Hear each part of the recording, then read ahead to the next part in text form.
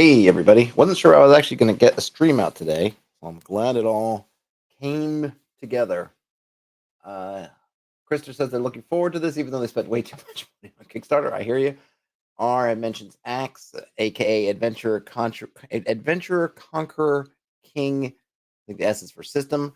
And as Krista points out, yes, there are some bad eggs, unfortunately, kind of at the center of Axe. So you don't hear it mentioned a lot, or only mentioned in certain places. So it's a little bit unfortunate in that regard. Hey, Axe, he says, please be on my wallet. Well, I'm not going to force you to spend anything. It's the Kickstarter. Doing the searches on Kickstarter is kind of interesting. Some of the filtering you do, and I wish they did more with that. But we'll get there in a second. So first off, Krister, who happens to be here, hey, Krister, friend of the channel, sent along this one. Said we should take a look at it.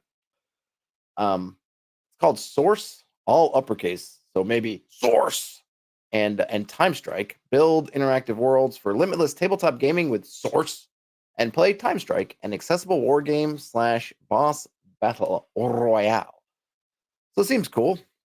So I guess I should just say for the moment, or just so it's clear, I'm not affiliated with Kickstarter itself. I'm not affiliated with any particular Kickstarters. I am literally just going to the site, trying to pick up some stuff that is interesting, and that's it. Let's see. Actually, only see the landing screen. You're not seeing what I'm seeing? Other folks, let me know. I'm just kind of scrolling up and down on here on Source. My view is showing screen. So let me know if you're not seeing Kickstarter. If you're not seeing Kickstarter, you're just seeing me, you're only seeing something else, let me know. Let me know so I can fix it. Otherwise, Axie, if it is you, you might try refreshing your screen, seeing if that works. Okay, Krister's seeing me scroll. All right, so I'm going to assume it might be on their end. R said they ended up talking to the guy the other day. He's a bit right wing for sure, but nothing nuclear like the world wants anyone to believe. But the rule says also for sure. I think everyone gets that.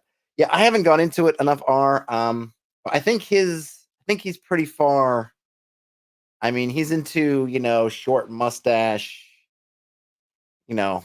territory. At least some of the things I've heard. I don't know if he spoke to you and you got the skinny from him, and it's not that bad. Whatever that means to you, of course, I don't know. I haven't looked into it myself. I've just heard pretty much everywhere I look that bad news, but I haven't checked into it myself. Maybe I'll have to do some due diligence and see what it's all about. But it's I don't know. Depending on where you're going, I feel like most folk kind of just unfortunately have to avoid it. Okay, refreshed and it works. Krister says if Americans think he's pretty far right, then yeah, then he's very far right to the rest of us. Yeah, I feel like that's where things landed. But I haven't talked to the person. I don't know them, but my point of view is there's so many amazing things out there that I don't really need to chase down stuff that I might feel queasy inside for supporting. But yeah, everyone's got to make their own choices. Okay, so I'm not going to play the video because I'm on video, and that would be yeah. Raid says that hasn't seen any receipts. I'm sure you can find receipts out there, Raid. Well, I'm not sure. I think you probably can. I don't really see a lot of people actually out there defending him when stuff about them comes up. So I don't know, but to be honest, I haven't even seen people really like fight for those receipts. It almost seems to me at this point like people have, and again, this doesn't necessarily mean that it is or is not, but that it's just kind of accepted. Because in some cases with some folks, you see people will start to get, someone will point out, oh, this person's problematic, and then you get kind of this argument, what did they do? And you get this back and forth. I feel like every time Axe comes up and just it gets thrown out there, people are just like, oh yeah, I'd forgotten about that. So I don't know. Again, I having looked up nothing, I don't know, but it's one of those points where it's no one's looking for seats. And what the guy Milo, I forget the guy's name. He's pretty bad too. He's done a lot of bad stuff like on the record, right? It's not even like in the back. So I feel like you're, I don't know. But you gotta again make your own choices. But I really haven't seen too many folks come out to fight on this guy's behalf in various spots when this stuff breaks. So take that for what you will. But I am certainly no no expert. I mean, unfortunately, it's one of those things that I feel like for something like that, like before I look at it, I'd have to go digging this stuff up, and I just get my cup overfloweth with things to look at, so I haven't gotten to the point where I was like, oh man, the only thing left to me is Axe, so I better figure it out. It's like, there's so much more going on, but maybe I'll revisit it if somebody finds out something and finds out that people have, uh, wrongly, essentially convicted this person in the court of public opinion on some stuff. I'd be happy to take a look at it, but until then, I'll probably just leave it alone. This is so what am I drinking here? Mojito Spindrift for the working man.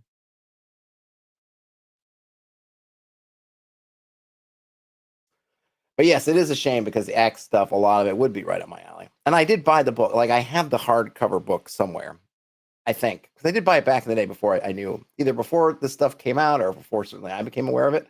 Because it does seem like a system that would be right up my alley.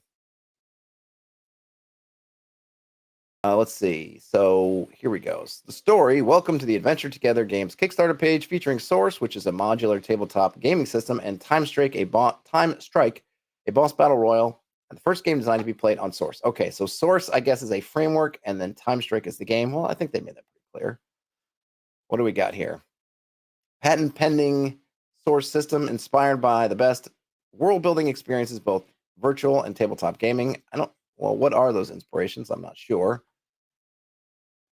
So you define the size and shape of your world, scale up or down to any table size. You can store dice, markers, and miniatures within. Okay, so we have hexes. These are the primary building blocks. I like that. Tiles represent liquids. You can use to create stunning magma rivers, powerful waterfalls, frozen lakes, plague swamps, and much more. They've unlocked a bunch of stretch goals. Actually, it seems like they've unlocked all their stretch goals. So they've got some biome sticker packs, a lore book for TimeStrike, and co-op and solo modes for TimeStrike. Yeah, it does. Arm mentions HeroScape. Yeah, it does seem HeroScape-ish, and I never got to play HeroScape, or I've not yet played HeroScape. But yeah, this looks a lot like HeroScape. Okay, so here we can kind of see a board layout with some of those roads, and obviously we have terrain differences. We've got magma. Cool. So we got different hexes. You can throw tiles in there. I'm not sure why they. Okay. Oh, wait a minute. Okay. So I was wondering why they called one thing a tile and one thing a hex, but it looks like there's a little bit. So the hex has kind of a ground base upon which they put the terrain bit, and then the tile does not have that base. Tiles cannot be stacked. I see. So you can stack up hexes to create those terrain title changes. My face cam froze. Well, la-ti-da. Not sure whether I want to mess around with anything to try to fix that. I'm going to hang with it and see if my face cam unfreezes. Let me know if it doesn't unfreeze. If it does, oh, no, the video, but the audio froze? All right, hold on a minute. Let me do this. I'll stop video real quick. And then I'm going to start the video. It's fine. All right. Maybe, I don't know. It could be something else that's having trouble. It could be YouTube or it could be something else. So let me know. I don't want to mess up things further by trying to dive down. If it's only one or two people having problems, I'm going to assume that maybe it's okay for the most people.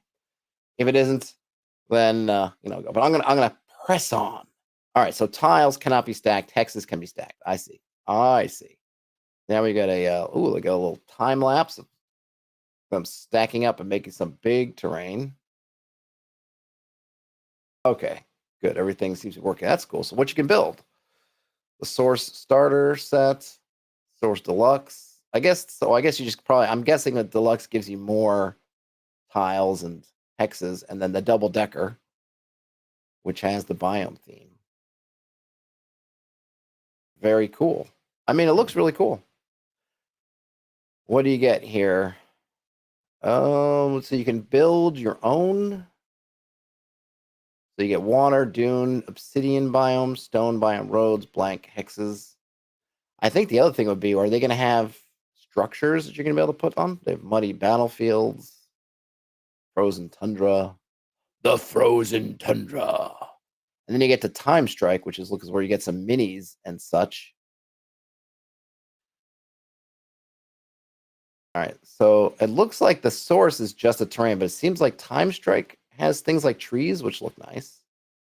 And maybe some bits of wall and things you can put down also look cool.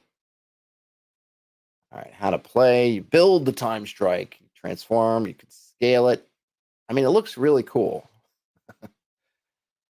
It looks very cool. My man, I wish I could get to a point where I could reach out to folks and say, "Hey, would you like to send me some? Would you like to send me some source so I can try to put it together, make it work?" My questions about this. I mean, look, they're well funded, so I think the one thing is they're not in danger of not funding, which is good, and you get all kinds of stuff here. My questions are kind of about. So the terrain is cool. I don't know how much I would use it, but I feel like if it's one of those things I had an in-person game, I think I would use it. I could feel like I could put it together and kind of have a neat thing. It seems like maybe with practice you could put it together fast enough to use for an outdoor battle. I presumably what you could also do is use it for abstracting your kind of hex map and have it physically kind of there on, which would also be very cool.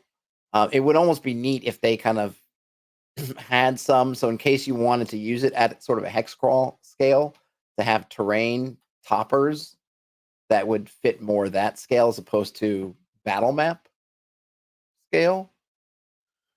Um, like small trees for like a forest or, like hilltops to show hills. It'd be really neat. I feel like you could do a lot with it. But I mean, if you want to get into like a Final Fantasy Tactics looking battle, also seems like it would be really cool.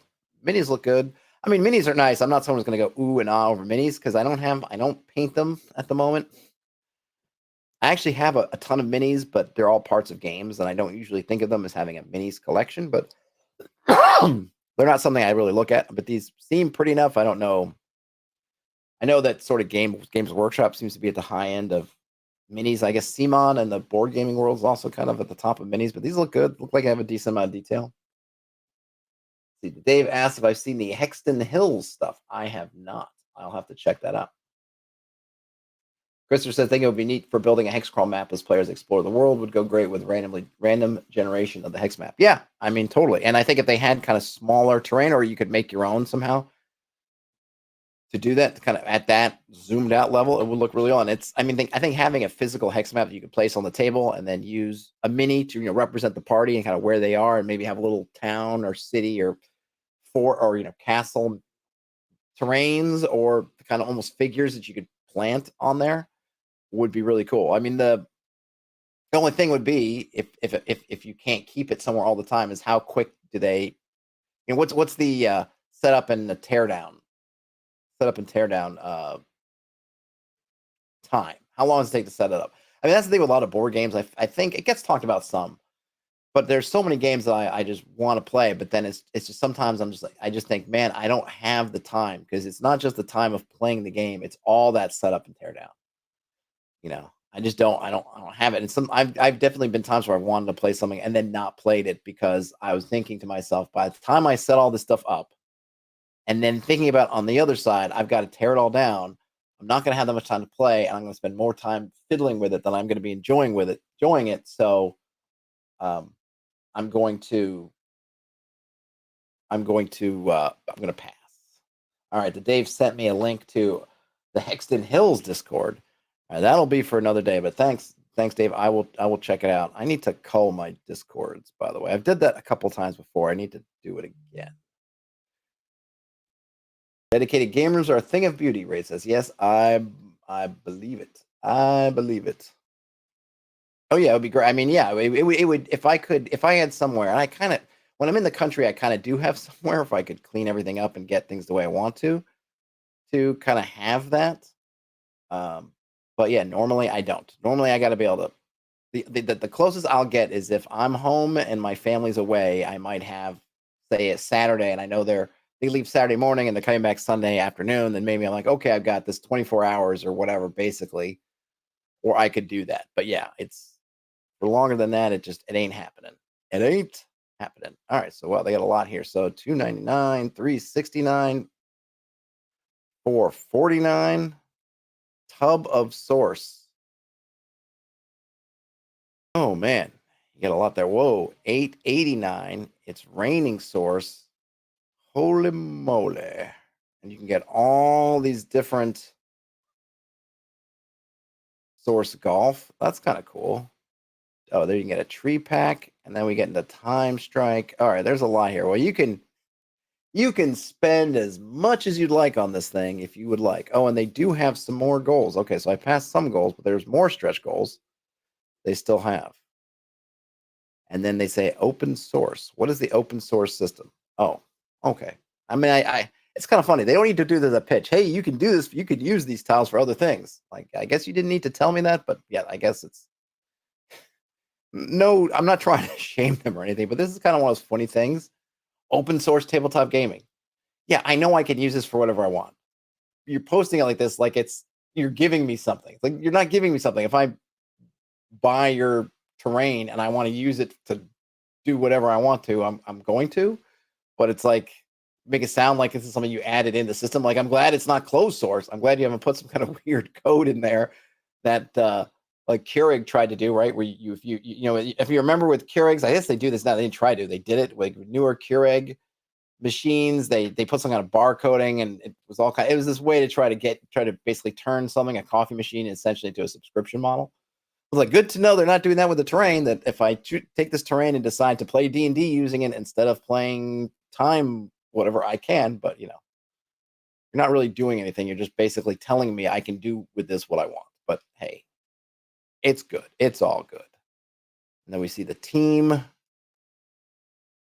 partnership with Rain Factory. All right. And then we got all that stuff. Great. Now we saw the support levels. Woo, you can buy a lot. Radel C says if you have a game room in Brooklyn, you're likely living large. Yes. Yes. Though I've run across some folks that do have them. And if you're lucky enough to have like a walk-up, like a brownstone kind of walk-up style house, and there are lots of kind of proper houses, free, single family, there are homes. And if you're lucky enough to live in one of those, you might have a basement or a den or something. But yeah, I live in a small apartment. It ain't happening for me. Krister says that maybe they mean they'll be actively supporting other game developers making games that uses terrain. I don't know. I mean, it doesn't really matter, but what did their blurb say? Yeah, it just says bring your games to life with our open source system. Build mods for existing games or create original tabletop experiences for release on the source system. Well, I mean, I guess maybe. I mean, this part definitely seems like it. I don't know. It's a weird thing. I guess if there is something like that, I'd like to know, are they going to have some kind of marketplace? Like, what's going on? Are they going to have some sort of marketplace? And could you potentially build? Are they saying they're going to have some kind of, maybe you could be a third-party distributor? Like, could you take these tiles and put hex crawly things on there and sell them through some kind of marketplace that they have? I don't know. Maybe. And then they're going to have a source community, which I guess is just great for just folks wanting to trade stuff back and forth. But I don't know. I mean, because it's a tabletop thing, right? So I suppose you could send rules and stuff around, but it's kind of like, do you need? I don't know. We'll see. That's right. Rachel says CMOD didn't tell me I would use their board game minis 90% of the time for D&D. Right. They didn't need to say, hey, our minis are open source. But like Krister said, maybe they mean you can share it on your community thing. Fine. Great.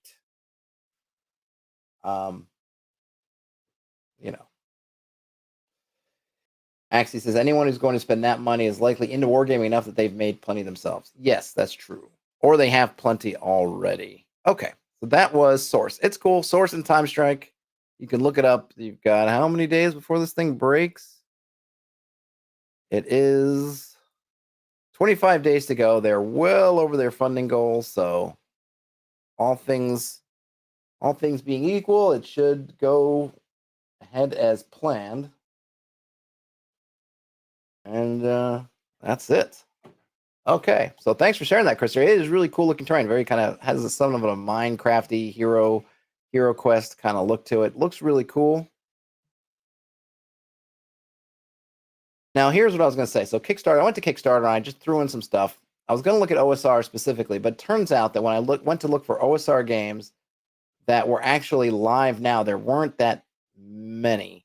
So then I kind of broadened my scope a little bit. Well, so here's what I was thinking, and you guys can let me know how you think about it. So,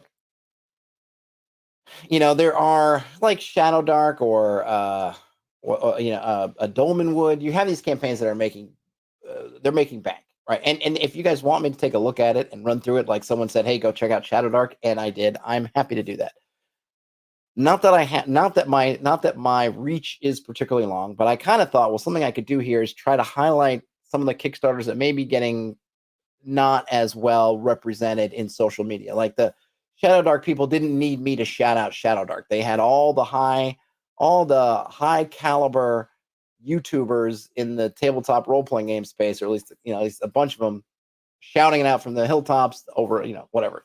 Made boatloads of money. Didn't need any extra attention. But I imagine there are lots of products that could use a little light that might be kind of neat and might get drowned out because Dolmenwood or Source or something else has hit and taken attention away. So I was trying to go on Kickstarter, and the only thing I was doing maybe in the few minutes before I started this stream was to see if I could get a filter to actually get me projects that are not like already funded 10 times over, that are maybe a little bit hidden. We can bring something to light, find some hidden gems, pearls amongst the sweens. I didn't do the poll stream yet, right? I'll say no. I've been waiting. I'm going to do it next week. So I got to actually. I don't even know how. So by poll, I think you're talking about what we did on Itch. Next week I will figure out who won the Itch poll. I forget who was in the lead last time I checked. I think it was a week ago yesterday, or a week ago tomorrow. It will have closed. I will go check.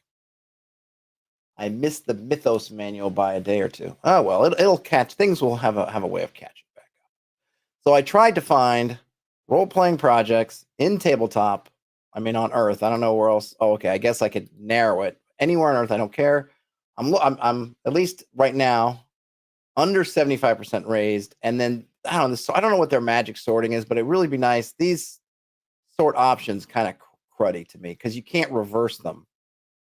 I'd be great to go, what is the most funded, and reverse it to give me least funded. I'd like to see that. What are the least backed? Maybe might be another one to look at, something like that. But when I tried, you can't. Their filters. So it seems like, I guess what I'm saying is Kickstarter's filters seem geared to send you to the projects that are already doing well. Maybe Magic does something different, but it seems like if your project is already doing well, I feel like they're Kickstarter's trying to push people towards it. Whereas if I'm trying to find the projects that are not doing that well, and I don't know what they're called, and I don't know anything about them, but I'm kind of exploring, maybe I want to be like a good Samaritan and start just backing a bunch of projects that might need assistance. Hard. Or at least I don't know the magic. If you know the magic, let me know.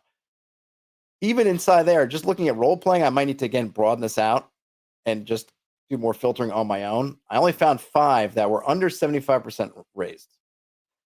This one though, we'll look at because it actually looks cool. I would have wanted to look at this anyway. It's called Mists Hunts, a solo role-playing dark fantasy book with original game mechanics.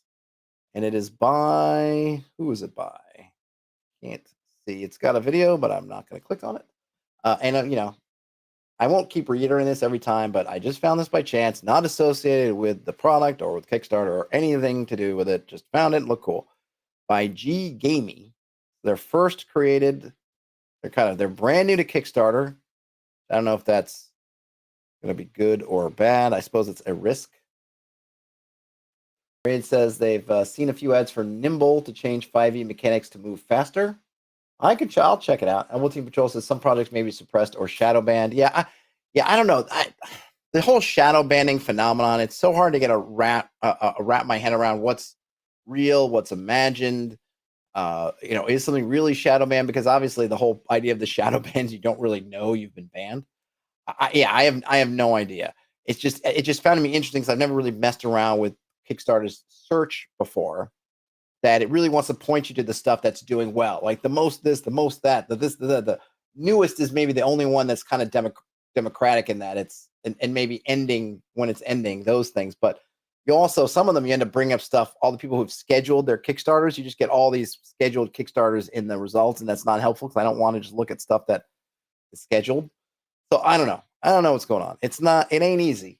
So as usual, like with Source, if you guys have the skinny on something, and I'll look for Nimble in a minute too. We can look at that. But this one is called, what was it called? Let's not lose the thread here. Mist Hunts. There is a time in our history when myth blurs with reality. The blood-soaked echoes of battle still resonate in the minds of the humble, forging horrific ever-after nightmares. The kingdom lost its war, and the consequences are dire.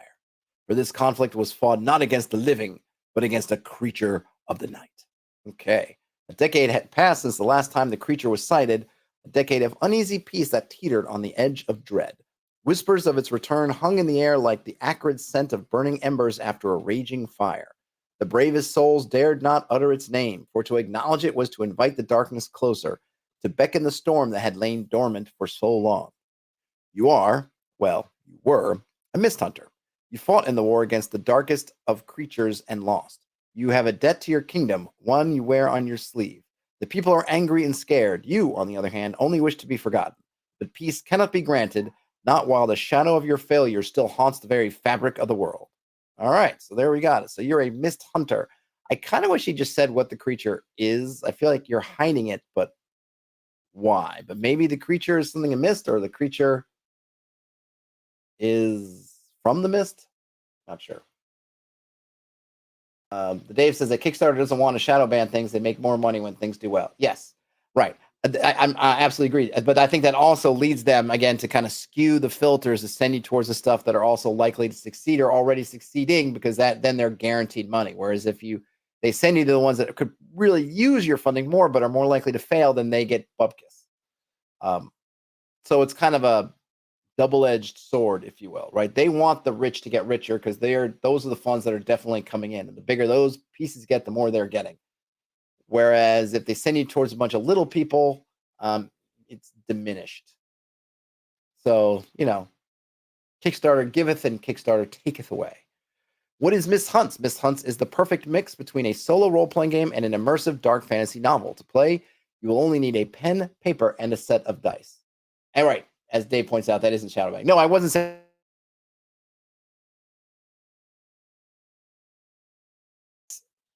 This is where kind of masquerading a little bit as community, right? And so it's that intersection of it's a business, but you're also kind of supposed to be a community. And yeah, and in these instances, you find where those two instincts or two drives are kind of leading in opposite directions. Business, yeah, the ones that are doing well, yeah, you want to go with the ones who are doing well. The community, you want to help the ones that need help. And it would be nice if Kickstarter found a way to do both, even if by default it wants to just show you the prosperous. It would be nice to give you like, hey, let's show you the underserved ones, because maybe you can help them. Maybe you can actually do what Kickstarter's meant to and lift them up, as opposed to keep feeding the businesses that use Kickstarter just as a model and they don't actually need Kickstarting anymore. Kind of thing. And as Dave points out, it is far more corrupt than shadow banning. Yeah. Okay, so that's the Mist Hunts mix between solo. Everybody, you guys like solo. Christopher, if you're still here, you're a big solo person. And also an immersive dark fantasy novel. Less so about that, but we'll see. So the book, you get a soft cover, 8.5 by 11 full color print, or PDF version will be included with every book. And let's see, depending on stretch goals, the page numbers. So let's see how this bad boy is going to work. So you choose from two different characters, the Woodsman and the Mystic. There is a Kickstarter exclusive called the Elder Knight, and you personalize them by selecting affinities, skills, or magic to create your very own skill tree. You'll also get your starting gear. You'll have access to some maps. There are some, and then you're going to make choices. I wonder if this is curious to me, because I'm not sure whether it's going to be a true role-playing game in the broad sense, solo, or if it's more of a choose your own adventure kind of thing. Can't really tell yet. Ovaltine Patrol says, one way to test for shadow banning is Google searching a Kickstarter project you know the name of. A suppressed project won't appear on the first couple of results pages. It's happened with comics projects. Interesting. And then Christopher says, yeah, the more I learn about solo RPGs, the more I like it. It's surprisingly viable and solves a lot of the problems you hear people talking about when it comes to RPGs. Well, I mean, certainly you only need one person to show up, and that's you, and you can show up whenever you want. So a lot of the how many arguments and disagreements you can get into with yourself, for sure. Axie says 2d6 Dungeon was the last big one they backed. Fantastic. D100, 4AD. Even Beck Me or BX D&D Solo was great. Yeah, it's all about it. Really, once you come up with how you're going to do the your kind of oracular stuff or take on those GM decisions, you really can play just about anything solo. I mean, oftentimes in combat, what the adversaries would do is pretty clear. It's then when you get into more fluid situations like solo situations, you can just have some fun and roll some dice. All right, so choices. Like any good role-playing game, you'll have to make choices for your character. These choices are meant to be meaningful and will direct you to specific pages to continue your quest. It also gives the book great replayability where you can explore different sections of the kingdom and pursue different hunts. It sounds like Choose Your Own Adventure to me.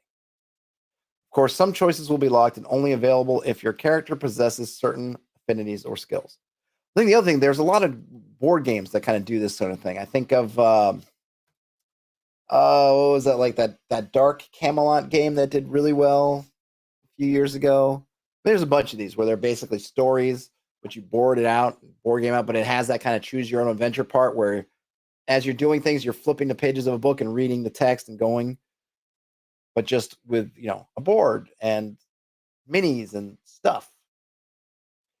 Okay, so we have progression points, basically how you're leveling up. You have combat. I'm not going to read through all the combat stuff, but you get combat, and then you have some rest areas where you can rest, and then you have tables. And then there's more surprises, ... And a little bit about, okay, so G Gamey is not the name of the company. The author's name is SJ. Hello there, I'm an author from Canada, and let me tell you this project is really special for me. I have loved dark fantasy and role-playing games since I discovered those things in my teenage years. Mist's Hunts is a joy to write. I got to delve into the world building and craft this beautiful yet very tense experience for the readers.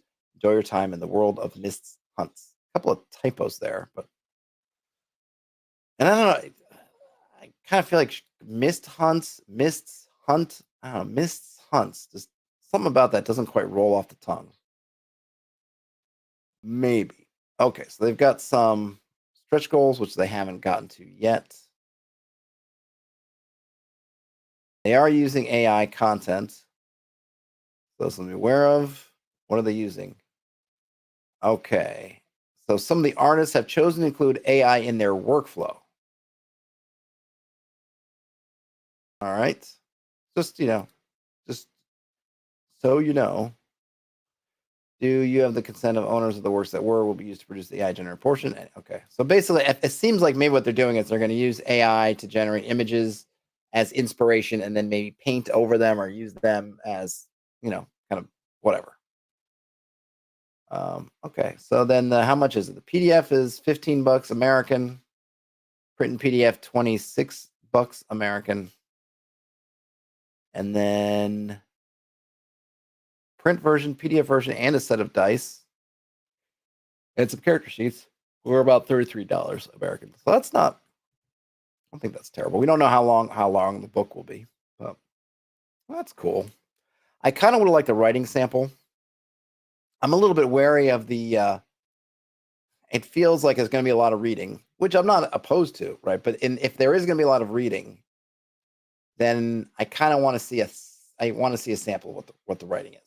Because that's going to be important. If it's something where it's more, I'm creating the story myself, then the writing in terms of the text snippets doesn't matter because I'm going to be doing that myself. But if it's going to be a lot of playing through a moment, then reading something, then playing through the moment, and the reading is a good part of it, which it feels like this is, then a sample of what that writing is like. Just give me a prologue, a preview of something. Let me give a sense of who this is, because they don't show off who the author is, so it's it's not Stephen King, it's not I don't know who it is. I don't know who SJ is. I don't even know if SJ is G Gamey. So might help. But it's neat. And it can let's see.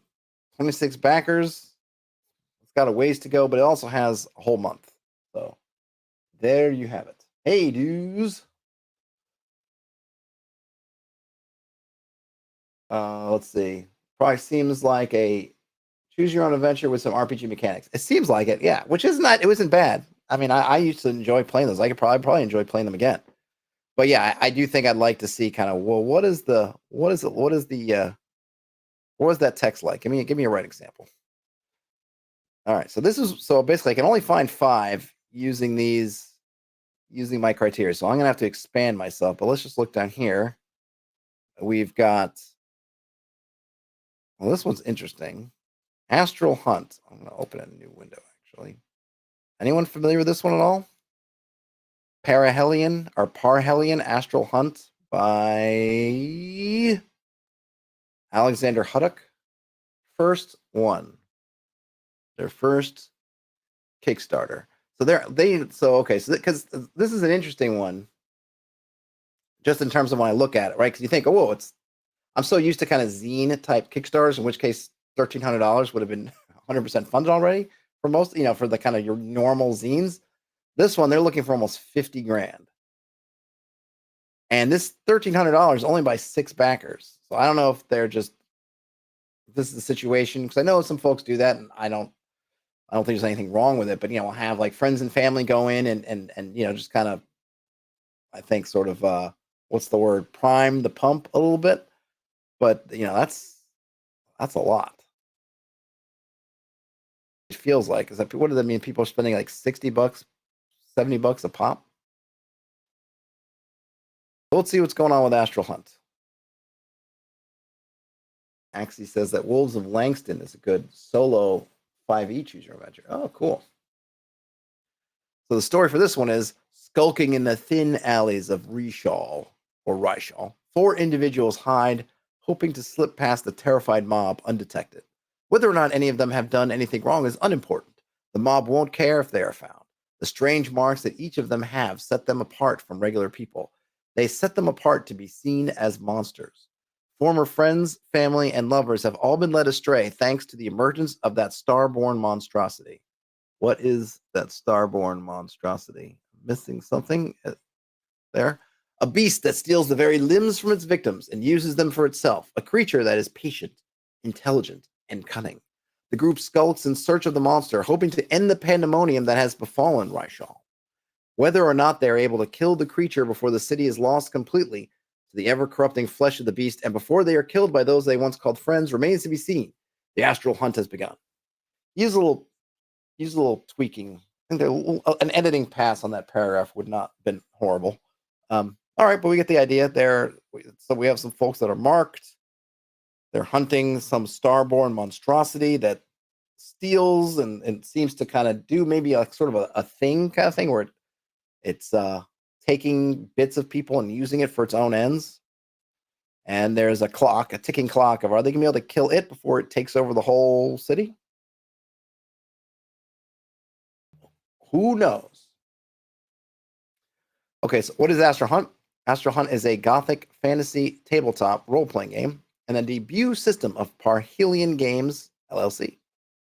So there you go. Brand spanking new. It is a system designed from the ground up to rely on and emphasize players' feelings of desperation while allowing maximum creativity from both the game master and the players. In Astral Hunt, you will play as an astral, a person with abilities that far surpass your chosen species. This could include being quicker to learn, harder to kill, and some with the dangerous ability to use magic. Despite their immense strength, life expectancies for astrals are low due to the dangers of Oros being varied and vast. What is Oros?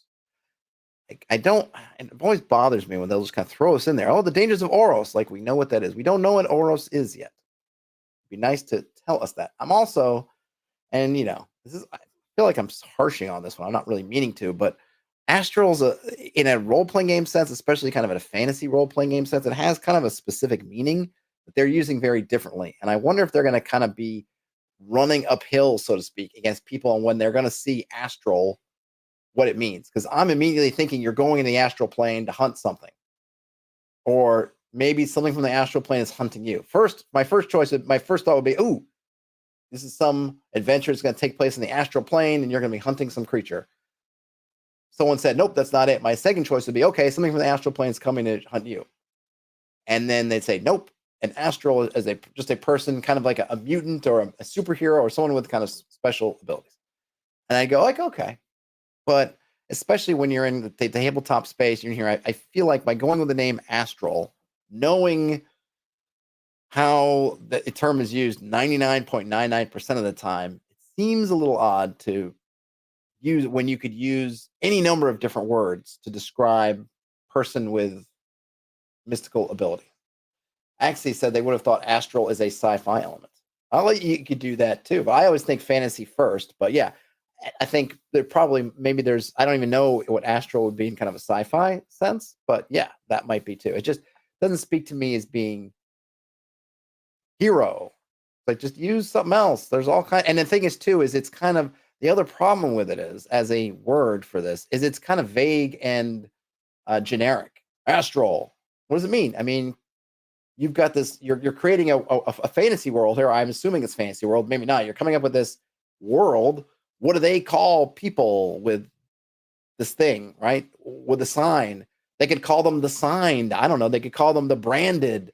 There's any number of different things you could call them, like, ooh, the branded. Now that's cool. And it signifies, yeah, they've got some kind of mark that I think they mentioned here. All right. They got a mark. They've been branded, but this brand makes them hunted, but it also gives them the ability to be a hunter. That's great. Branded, right? Ooh, I got it. Now, branded as a term isn't not generic, but it feels like, at least it feels like something. It ties anything. Astral just feels like I just think you're swimming against the tide for no good reason. The Dave says they wouldn't use that name unless they wanted to carry the weight of that word. Yeah. And just the context. And the context here doesn't seem to match anything to do with astrality, whatever that is. Okay, so due to the dangers of the Oros, which we don't know what it is, of being very vast, unspeakable monstrosities haunt the outlands between the bastion cities, preying upon any victim they come across.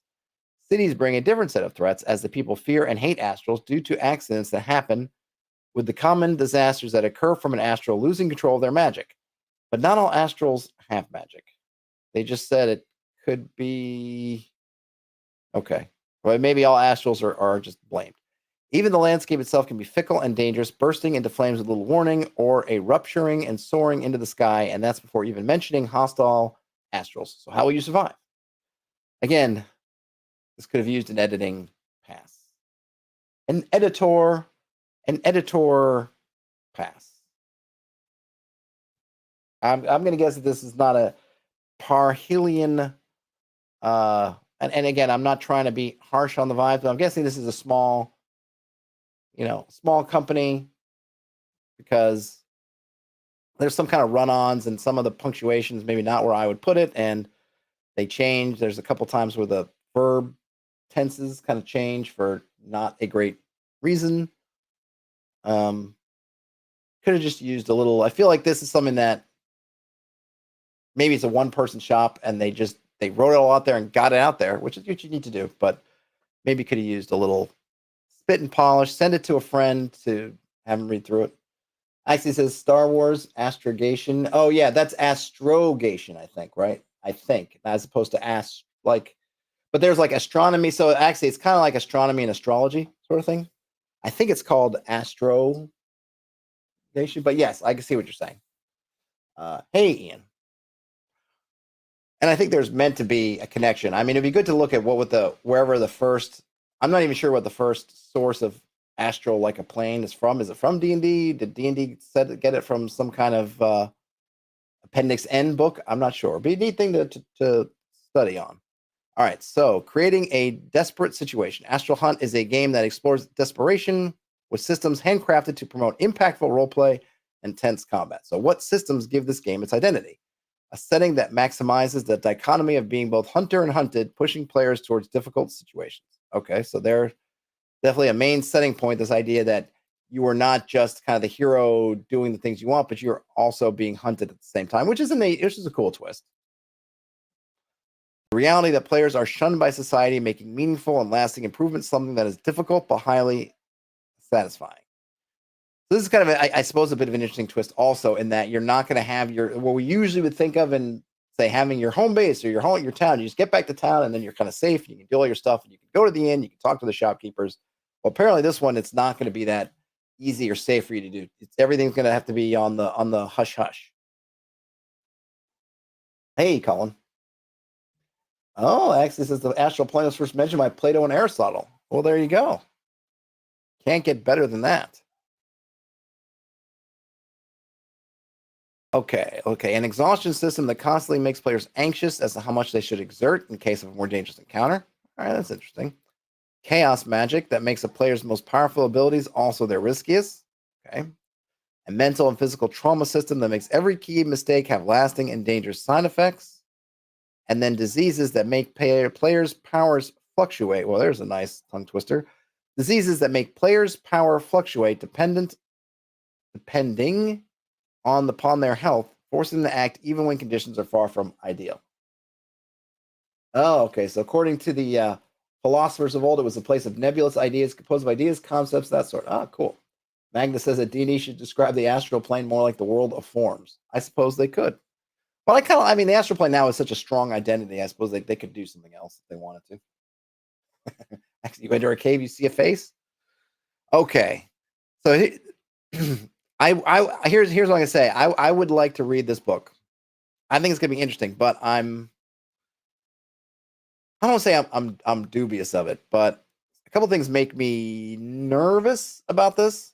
So you have so you're the hunter and the hunted, right?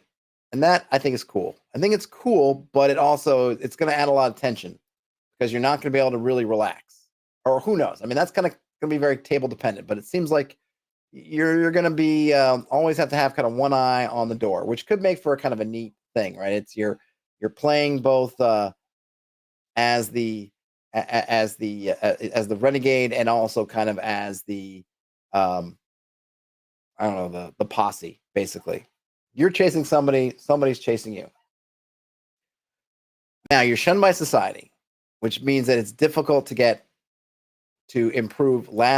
make lasting improvements. Okay, so and that comes back to you being hunted. So that means that towns and places that we normally think are safe are no longer safe. Now you add on top of that an exhaustion system. Now on top of that, you make their most powerful abilities their riskiest. Now you add in mental and physical trauma, and now you add in diseases. Can you see where I'm heading here? There's a lot of things here that to me add up to, are you just going to be grinding these poor player characters down to nubs where they can't not do something, but they can't kind of do something either? I mean, I feel like there's, and I don't mean balancing in the 5th edition way, but you got to hopefully they've balanced this stuff out so where you can because you can see how you can going for this kind of tug of war between, oh yeah, I'm powerful and I'm the hunter, like, oh gosh, run away, right? This kind of thing. And it's kind of neat that they've taken it out of, in an OSR game, you might think about that in the wilderness, maybe a little bit, or if you're in a dungeon, maybe a bit, but oftentimes you're taking on those challenges. You can always go back to town, but now town is not really safe. And I know that you don't necessarily always get to go back to town, but normally you get to kind of run away and be safe. In this case, there's no running away somewhere because this whole thing, you're the hunted. But I also can see how all these systems could just pile on you to where you have a hard time doing anything. And this is kind of where I found sometimes where people want to pile on a lot of stuff onto an OSR game or similar game where kind of life can be cheap, can kind of backfire. At least I don't feel it necessary, because when you say to someone like, okay, you're first level and you've got 5 hit points, and now you've taken a critical hit, so now your foot's been lopped off. It's like, well, no one's got the spells to heal me. We don't have enough coin. Like, why am I gonna keep this guy? Right? What is my incentive for playing through the fact that now I've got 2 hit points and I'm bleeding from a stump that used to be my foot? It's kind of like I might as well just die. Like there's no advantage. There's no advantage to me playing through this scenario. It's just, well, I might as well just throw this guy down a pit and start somebody new. in doing anything else is kind of pointless. If I were going to play through the rest of whatever the adventure or the night, it's just hobbling around, just being a burden on everyone and just being in pain. And for the same thing, I see this one, I say, well, this has got some cool elements that I like. Individually, you're stacking a lot of stuff on top of each other. Now, I haven't read the book. I don't know anything how they're doing it, but it feels like, man, all that stuff there is a lot of like, and you can get a negative from this, and you can get a negative from this, you can get a negative from this. And it's like, man, well, you're going to get to the point where it's like you're potentially, and again, I haven't read it, putting some people in a world of hurt without much recourse. So it'll be interesting to see in the text and in the rules and the mechanics how they figure out how to make sure that folks don't get to the point where I'm just hopeless. Like, why don't I just kill this guy or just quit, lay down in the dirt and wait for the Oros or wait for the angry mob of villagers to find me because I can't do anything. Dave says, it sounds like the Dark Souls dilemma. People want to make a Souls-like game, and they do it by making it impossible without considering why Dark Souls is hard or what makes it work in that world. Yes, could be. And Magnus says Astral is the Dark Souls. Yeah, I don't even know if it's particularly OSR, right? I don't know. They haven't said anything about what mechanics the system's using or what their influences are, anything. But man, it just seems like that's a lot of. I mean, look, they say here they're not. Look, I'll give this to them. They know what they're doing. I mean, they know why they're doing it. Rather, right? They want to create a desperate situation, and they have it. But you just got to be careful in your game with these desperate situations, because if desperate, it's a fine line between desperate and hopeless. And once you hit hopeless, if your characters and your players really aren't just totally bought in, hopeless is just like, well, let me just give up. If I'm not super invested into a game and it turns into like, I don't think there's any chance this can work. Like, I'm not going to fight it. I'm like, I did what I could, but I'm dead. So I'm dead here, or I'm dead in a week, or I'm dead in 2 minutes. So I'm just going to lay down and might as well just die now.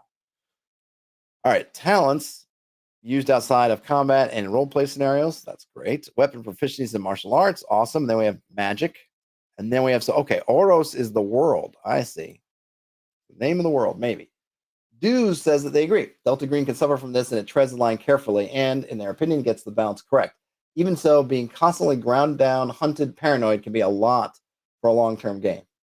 And then Axie says, games that test the limits of desperation and hopelessness need to be careful not to step into meta frustrations at the game itself. Yeah, I mean, that's right. And this is kind of the thing that where a lot of it's going to come down to your culture. Like war games, a lot of war games like that. You have a war game where you're playing against the Belgians and you're fighting against, and the scenario is you're against Imperial Germany at the beginning of World War I.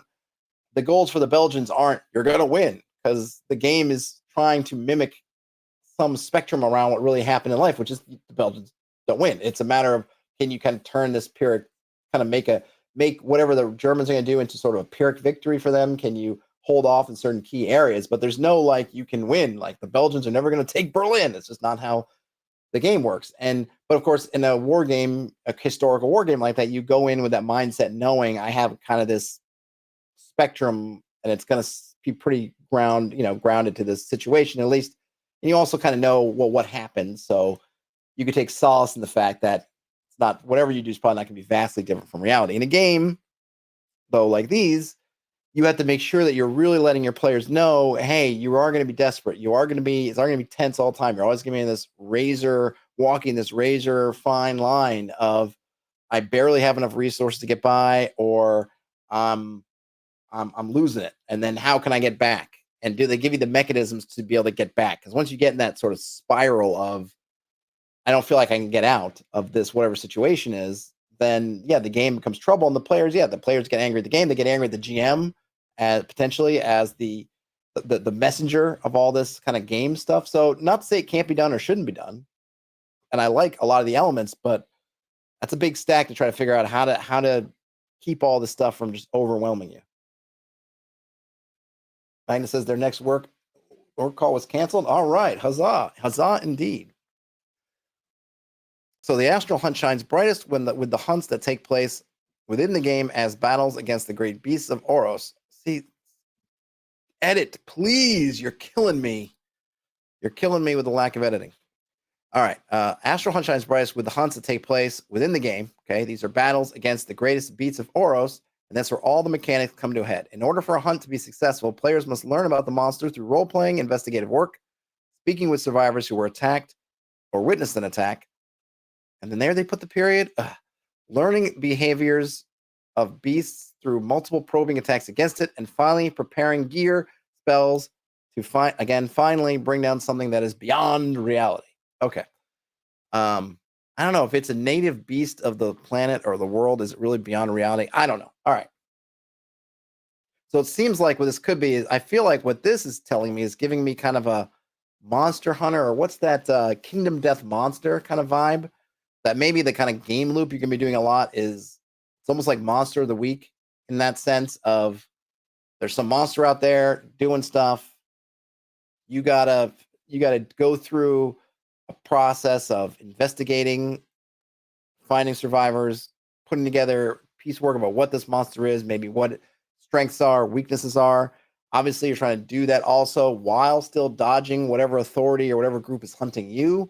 And then finally, at the end of it, going to take out the monster, right? Which is, not unlike some other games that we've looked at recently, but that's kind of cool.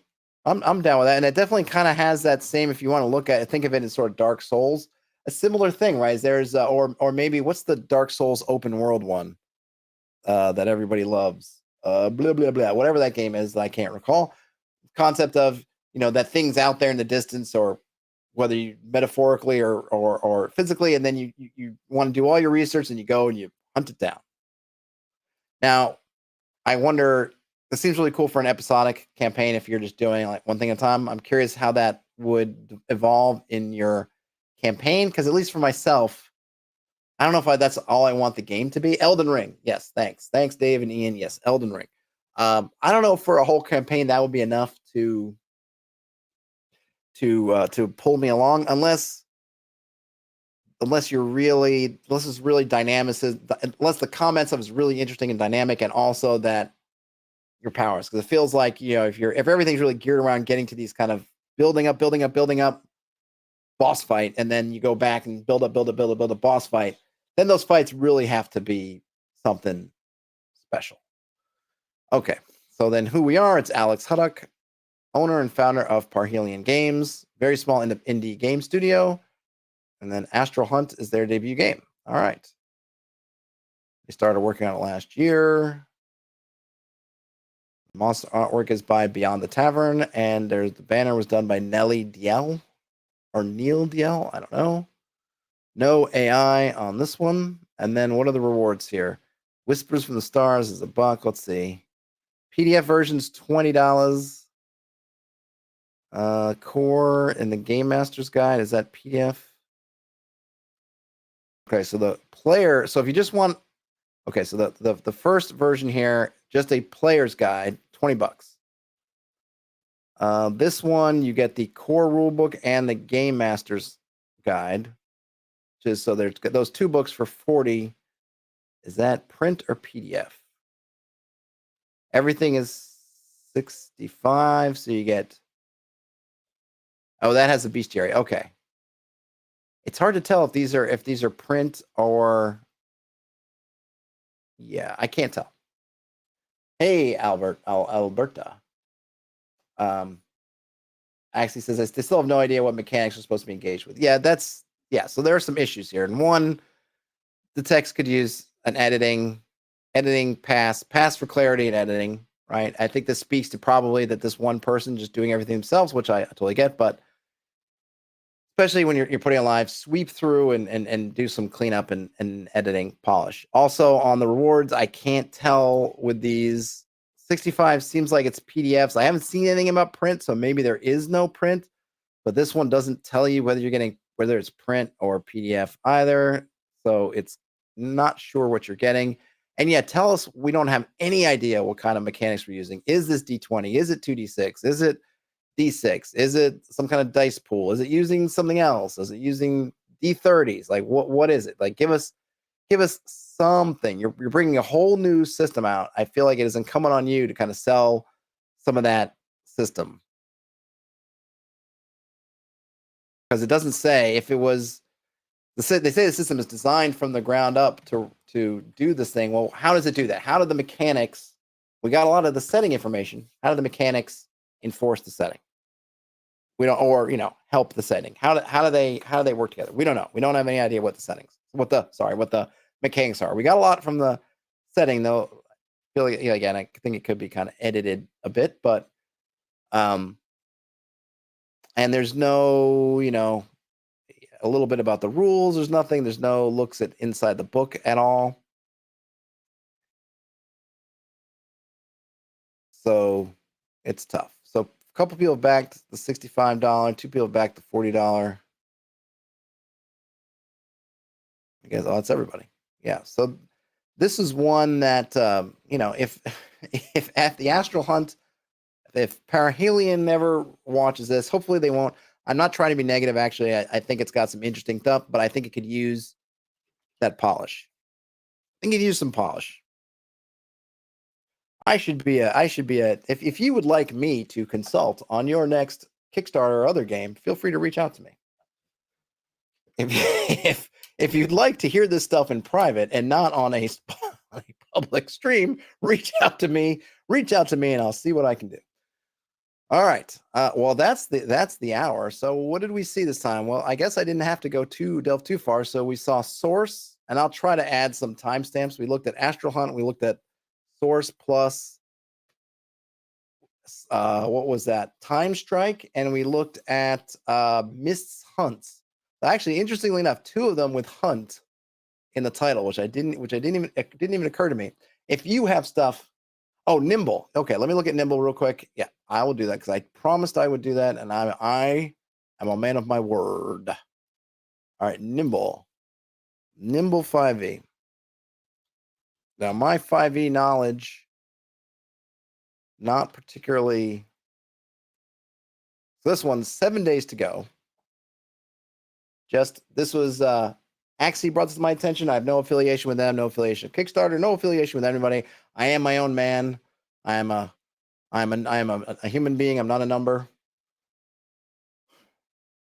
You are number 6. Okay, so let's see. No more D&D slog. Fix common player and DM frustrations. And give typo.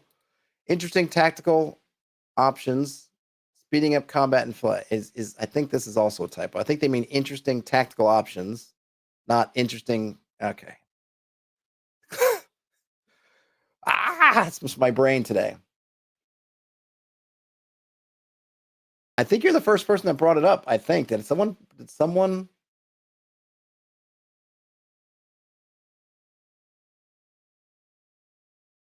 It actually says this kind of feedback sometimes costs. I'm doing good deed. Yes, I feel like I look, I'm not doing it. I'm not doing it for good or for ill. I'm just kind of doing it. Look, if I would love to be able for folks to reach out to me and say, hey, we'd love to bring you on board to help us with this. I would love to reach out to me. I could use the income. It would help me sort of migrate all of my stuff over to doing this stuff. But I understand because often it's that. Often the people who need help the most are the people who can least afford to help it. And I'd love to come up with some way that I could, help me, help them do everything. I also know that, look, if you're Parahelion, right, you might come across my stream and it just feels like I'm out there just like whamming you. And I'm not trying to. I'm not trying to do it. I'm not trying to be negative to be negative. I'm not trying to do it from a negative place. But at the same time, like you're asking people for money to invest in something. And hopefully if they were to happen to see this, they could go back, they could fix all this stuff. They could fix all the stuff. They can edit that page and add some things in. Heck, if they did that and then reached out to me, I'd be happy to go back and revisit it and say, oh my gosh, look at all the new stuff that has totally shown all the amazingness that is, that product. Someday maybe, who knows? Right, I'll see. Seen a few YouTubers promoting this. Okay, so here we go. Let's get into it. On the quick, D&D has been described as 30 minutes of fun spread out over 4 hours. It doesn't have to be that way. Nimble is a set of light rules for 5th edition that you can use to vastly speed up combat, increase interesting and meaningful choices for players and DMs, and minimize time spent waiting and doing tedious bookkeeping. It includes elegant rules to streamline combat, armor class, reactions, death and dying, exhaustion, monsters, initiative, saving throws, spellcasting, skills, resting, and more. All within a slim, quick-to-read booklet with plenty of examples and designer's notes to explain why tweaks were made. No need to convince your group to learn a completely new system. Make 5th edition into the tabletop role-playing game you want it to be. The best part is that you can easily slot it into your game tonight and try them out. Nimble works with all existing classes, subclasses, as well as whatever adventure module you're already playing, or start a new campaign with them and get a more full Nimble experience. The rules are modular. Take what you like, leave out what you don't. It's still the same 5th edition you know and love, just better. Less waiting, more player and DM agency, more tactical decisions without needless complexity or fiddly bookkeeping. It's Nimble. Okay, if you'd like to try out a sample of Nimble for yourself, click the image down below to download the free PDF sample that includes the core rules. Okay, so Matteo says basically OSR.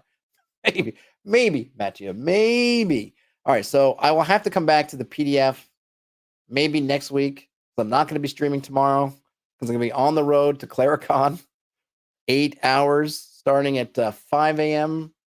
Let's say I got to make a train at 6 a.m. to get me out to Daniel's neck of the woods so that we can carpool or I can ride with him for like 7 hours, 6 or 7 hours up into Ontario. So I have to be out of the house at 5 something, which means I got to be up at 4 something. Actually, there's still time. If you can get over there, it sounds like if you were considering it, you're probably closer than we are. We can get there. You can get there. So no stream tomorrow. I'll try to record some stuff. Radial C says you should talk in the car and stream it. I don't think we'll have enough bandwidth for that, but I'm going to try to record it. If I can find my recorder, I will try to record it, or maybe just record it on my phone. I'm not sure, but yeah, I want to do something. I got to figure that out. Okay, the full version of Nimble also includes rules for how to handle initiative, money, feats, and abilities, and streamlined character sheet with updated skills, saving throws, and a simple system for spell slots, as well as updated rules for resting and lodging, and a full alternate rule set for speeding up combat that sticks closer to 5th edition rules as written, and more. Okay, so look at it. It's the PDF is $4 and print is $7. So certainly, and then you can do some kind of premium stuff for $25. So very much. You can get on here on the cheap. If you can wait, I will try to cover this. I'll try to remember to cover this maybe on Monday. I'll come and grab it and we can go through it and see the core rules. Let's see it's got 7 days to go. So let's see. It'll have a few days to go. It'll still be time if you don't like it. See, Axie says, if I meet John from Tale of the Manticore, tell him Axie is still upset with him for what he did at the end of season 1, and it will take time to forgive him. All right. Dues is Ontario's right there. All right. Dues, are you going to come to Claricon? You should come and say hey. And also send us some. Bless you. My cat just sneezed. Bless you, Bruce. Tell us where to go eat and stuff. We're right. It seems like the place. I had it looked up on the map, but I don't have it out in front of me right now. It's kind of, I'm guessing it's a suburb of Toronto. So should be pretty cool. All right. Well, sorry I had to give Nimble kind of short shrift. I will come back to Nimble later, but it seems cool. Look, it promises a lot and it's doing it, I guess, in a small package, which is intriguing, but there is the free PDF. So we'll be able to dig into there and see. I'm not going to be the best source of, I'll give my opinion. I'm not totally unfamiliar with 5th edition rules, but having not been embedded in it for a while, it's maybe a little bit more of me kind of guessing as to what to do, but I feel like we should be able to look at the general principles behind what they're streamlining and seeing if it goes too far or not far enough or just right. All right. Well, on that note, I actually got to run because I'm playing in Daniel's game tonight, so I have to pack my bag and then run out to Manhattan. And then come back, go to sleep early, get up at 4 or 4:30 or some ungodly hour, and get out of Dodge. So, folks, have a great rest of your day, night, whenever you end up watching or listening to this. Game on, everybody. and I'll talk to you later. Bye now.